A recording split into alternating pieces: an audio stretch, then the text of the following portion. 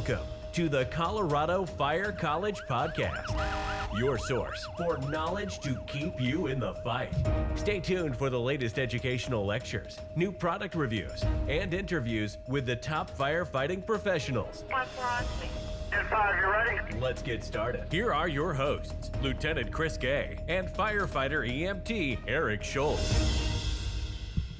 Hello, everyone. Welcome back to Colorado Fire College Podcast. I'm Chris Gay, and this is Eric Scholl. Hello. And today we're going to be talking about schedules, how they can impact your life, your daily balance, work life, social dynamics, all of it. There's lots of different schedules in the fire service, and we're going to go over a couple of them today. All right, so the first one I would say is maybe not the most common, but it's probably one of the 2 or 3 most common is 24/48. So say you go into work at like 7 a.m. on Monday, you get off 7 a.m. Tuesday, and then you have the 2 days off, and then you go back because there's usually 3 shifts like A, B, or C. I don't know if you've heard of any other variations. I've just heard the ABC thing. Yeah, I've only heard of Delta shifts being used in other situations, but Yeah, not really and this one. some of those, yeah.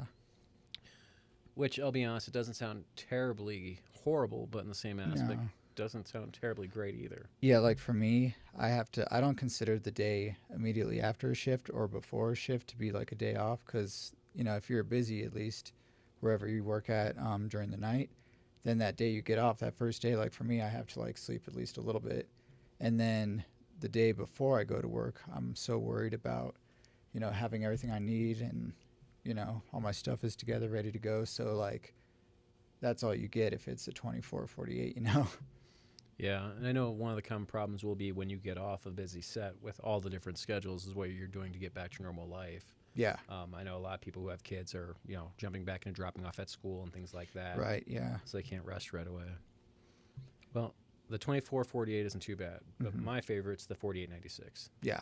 No, that is definitely my favorite. It's, it works so well because you have those 2 days like I was talking about where kind of doesn't count, but then you have the 2 days in the middle where you actually can relax and enjoy yourself. And I like the home life balance, I'll be honest.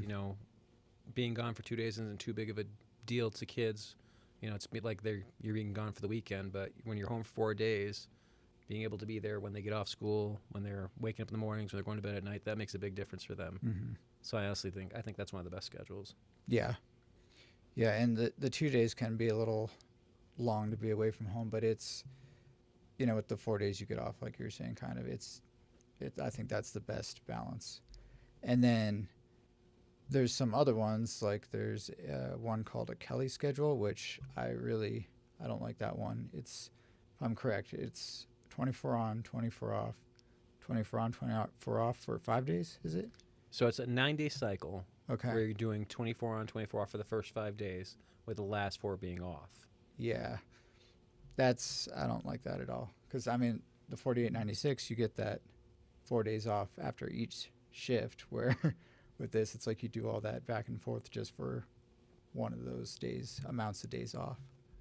The one true benefit I could see with the Kelly schedule is that if you're trying to take a vacation, you've got 4 days off on one set, you got 4 days off on another set, and if you strategically take off the 3 work days in between or the 4 work days in between, now you've got a bank of days to take off to go do stuff. That's true. Yeah, that is true. Yeah, I don't think anything's going to beat the 48/96 in our opinions, but That is still my favorite. But Yeah. then you got to look at things on like the EMS side when people are sitting in a rig street posted. that's true. And like with that, you can have anywhere from like 8, 10, 12 hours where depending on how busy you are, it may or may not be,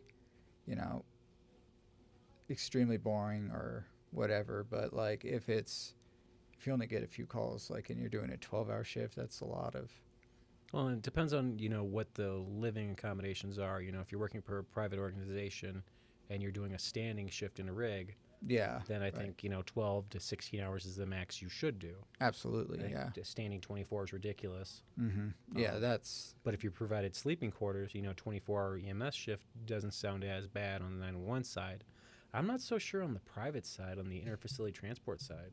Yeah. And actually, like a lot of places in the country do that. Like most private ambulances in certain states, it's it's really hard to find somewhere that's just 911. Like a lot of them do facility transfer and 911 if they do 911.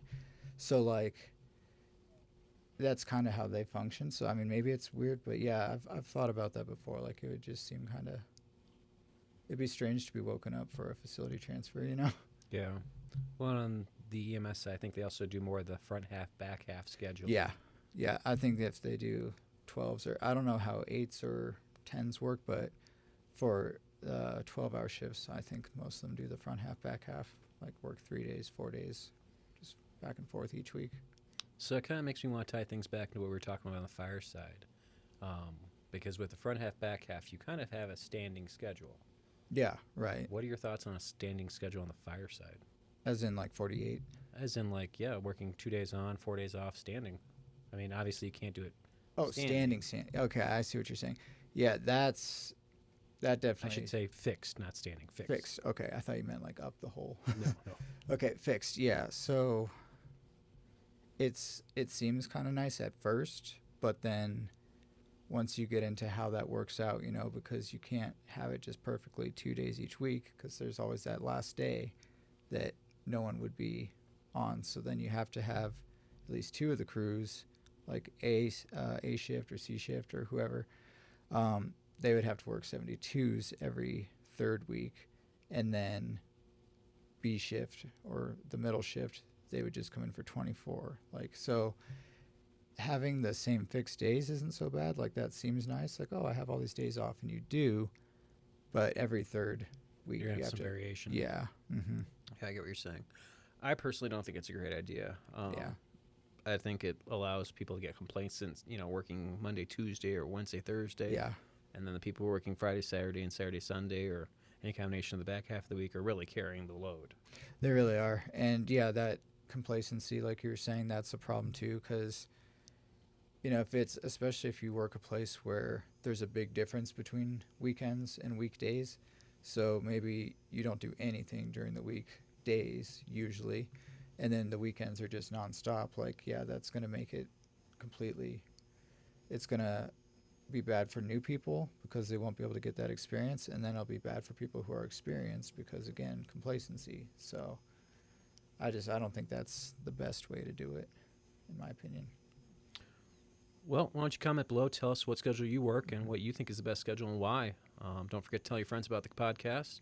Like, listen, and subscribe, and we'll talk to you next time. See you later. Be safe out there.